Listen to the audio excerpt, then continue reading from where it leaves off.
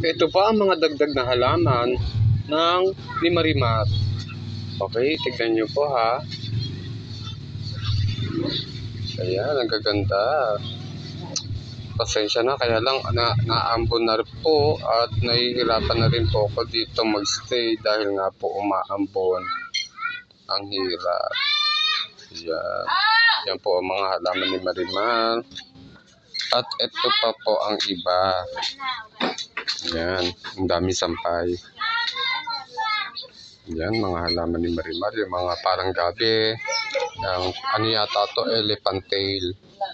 Yan yata ang tawag. Kaya meron po siyang mga halaman ni Marimar. So, kung gusto nyo pong bumili, mura lang daw po. Kaya lang natutuyo na po yung kanyang ibang halaman. So, ayan. Ayan. Tapos ito pa po yung parang sibuyas. Sibuyasan. Ayan. Sige po, maraming salamat po.